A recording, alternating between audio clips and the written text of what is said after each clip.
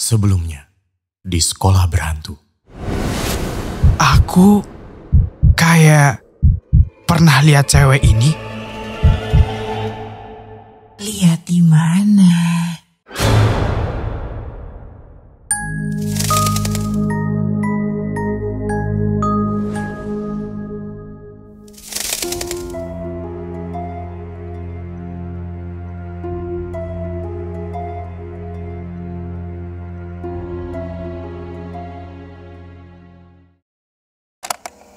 Sekolah berhantu ada di sekitarmu, ada di sekitar.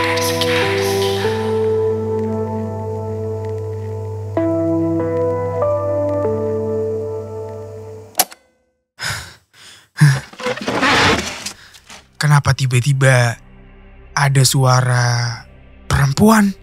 Aku jatuh dan senter kecil yang kugunakan terpental jauh ke kolong rak buku.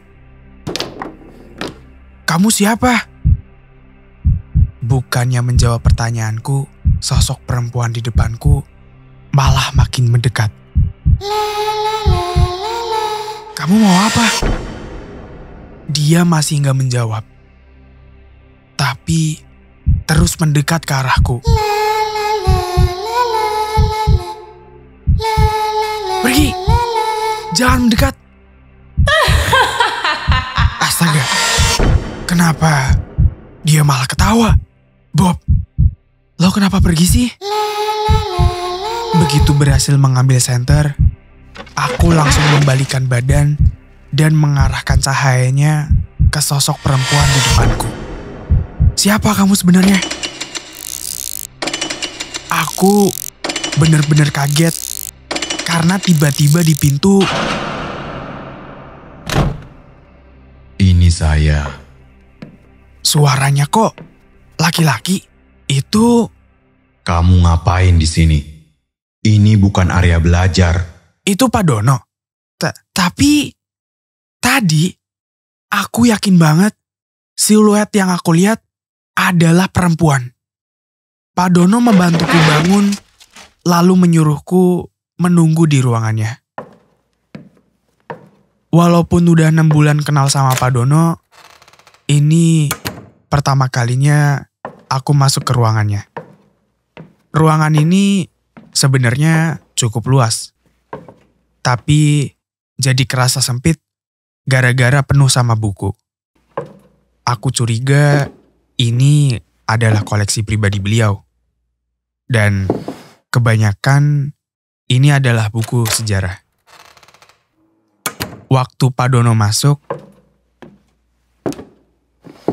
tahu-tahu dia bilang, Sini, kembalikan kunci ruangan arsip. kunci? Kunci apa? Saya nggak pegang kunci apa-apa, Pak. Pak Dono kayak nggak percaya. Gimana kamu bisa masuk ke ruangan arsip? Ruangan itu kan selalu terkunci. Pak Dono tampak kebingungan sendiri. Dia ngebuka lancip mejanya, lalu sibuk memeriksa. Enggak lama, dia mengambil sebuah kunci dan mengamatinya dengan serius. Iya juga ya. Kenapa kuncinya masih di sini? Setelah itu, aku diinterogasi. Aku sempat merasa terintimidasi karena nada bicara Pak Dono agak meninggi. Tapi kemudian aku sadar, ini adalah sebuah kesempatan emas. Jadi, aku ceritain semuanya. Mulai dari teror suara, foto yang terselip di buku sejarah, sampai sosok perempuan misterius yang tadi muncul tiba-tiba. Noni Belanda maksud kamu? Celutukan Pak Dono ngebuat bulu kuduku seketika merinding. Pak Dono sepertinya mengetahui hal ini. Dia lalu menjawab pertanyaanku kemarin tentang kesamaan dari siswa yang pernah dapat teror. Katanya, Para siswa itu mendapat teror setelah menemukan foto noni Belanda di buku mereka. Setiap tahun, dia memilih siswa tertentu. Tapi, sepertinya cuma aku yang sampai di tahap ini bisa ketemu langsung dengan sosok perempuan itu. Pas aku tanya, "Kenapa aku?" Pak Dono tampak kesal karena aku terlalu gigih untuk cari tahu tentang misteri ini. Aku kan penasaran juga. Karena malam makin larut, Pak Dono nyuruh aku balik ke kamar dan berhenti buat nyari tahu lebih lanjut. Pasti Pak Dono merahasiakan sesuatu. Aku beraniin diri buat nanya. Pak Dono pernah ketemu juga ya sama dia? Entah sengaja atau keceplosan, Pak Dono malah balik nanya. Dia siapa? Mary. Jadi, nama perempuan Belanda itu Mary. Bener dugaanku. Ngeliat buku-buku sejarah di ruangannya, pasti Pak Dono udah tahu tentang sosok perempuan yang gentayangan di sekolah ini. Pak Dono enggan melanjutkan pembicaraannya. Dia lantas mengusirku dari ruangannya. Tapi sebelum aku pergi, dia ngasih peringatan. Katanya, semua hal yang berkaitan dengan Mary gak bisa dianggap main-main. Pak Dono bilang, ini terlalu bahaya dan bisa mengancam nyawa.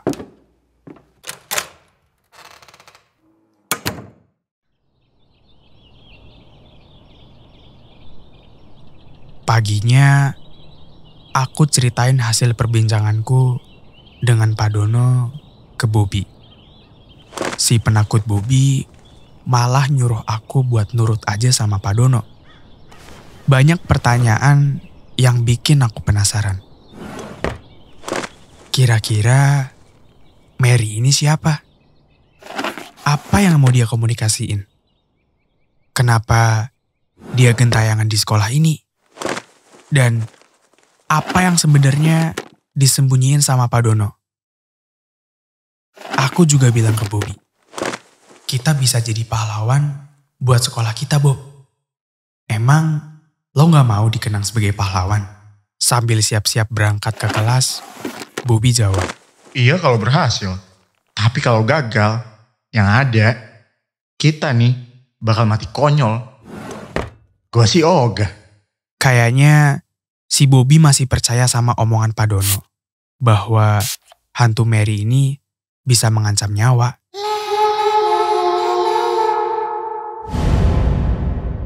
Tapi ya udahlah. Keputusanku udah bulat. Dengan atau tanpa Bobby, aku bakal mecahin misteri ini.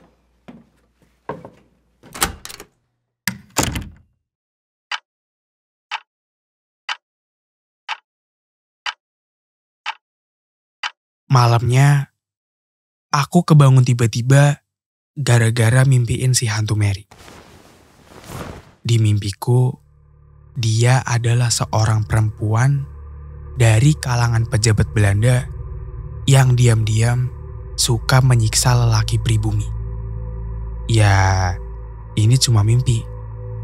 Dan mimpi itu biasanya muncul karena pikiran kita sendiri.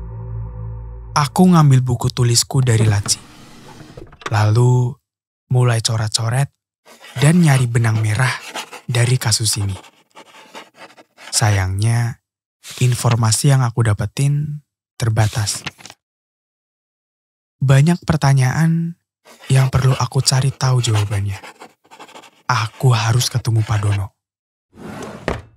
Aku masukin barang-barangku ke tas, terus aku keluar kamar. Ninggalin Bobby yang lagi tidur. Jam segini, asrama udah sepi banget. Tapi, aku gak peduli.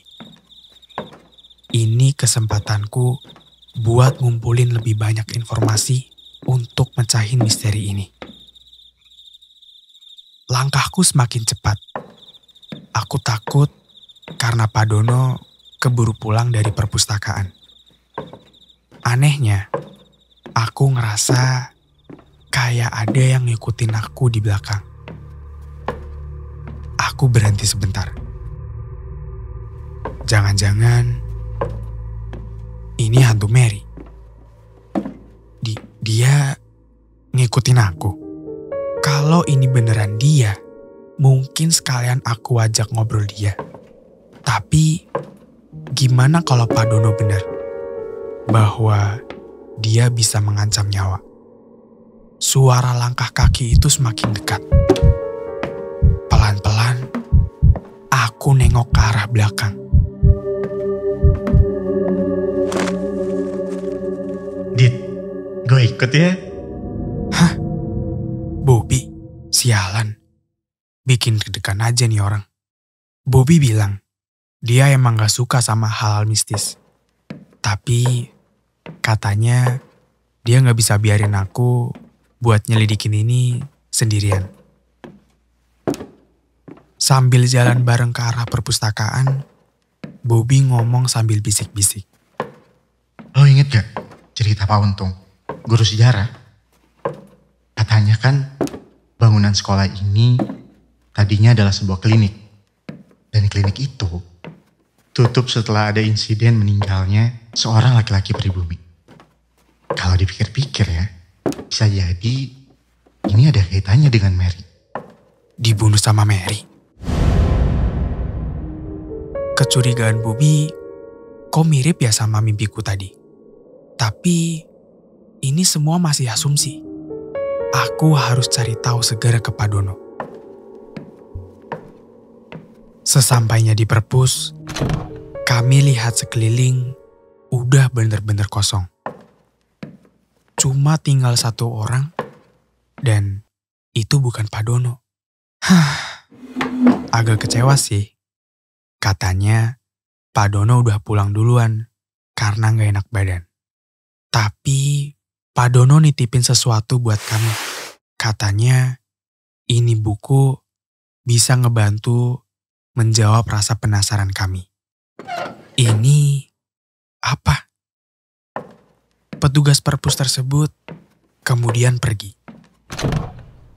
Begitu mastiin di perpus tinggal kami berdua, aku sama Bobby langsung ngebuka buku tersebut.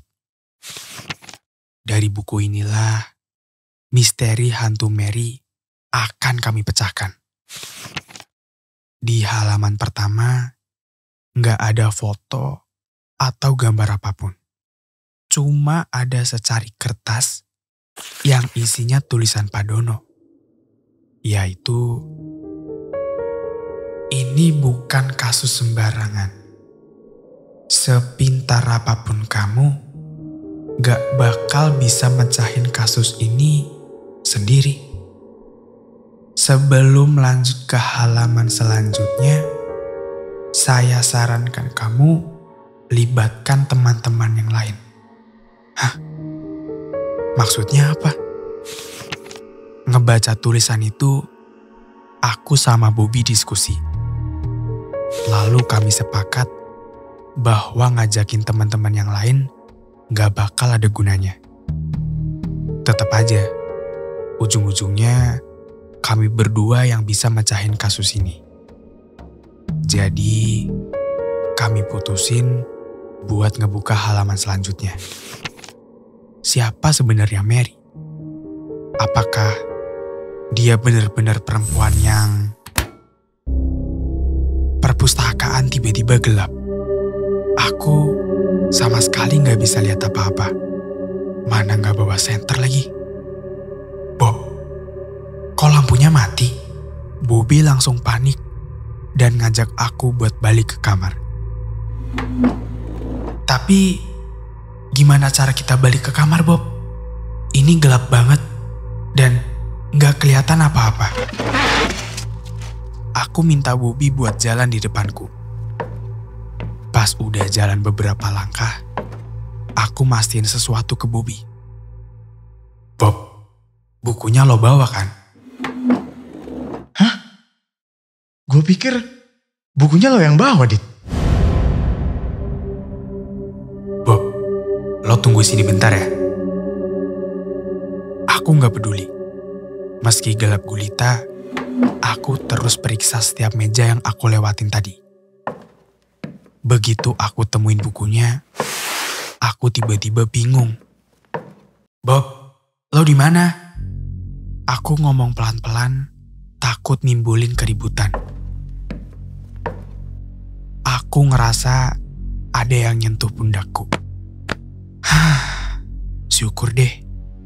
Ternyata dari tadi Bobby di belakangku. Dit, Adit, Tapi Dit. kok suaranya agak beda ya? Bob, lo gak usah nakut-nakutin gue deh. Dit, Ini suaranya suara perempuan. jangan tinggalin aku, Adit. Ini bukan Bobby.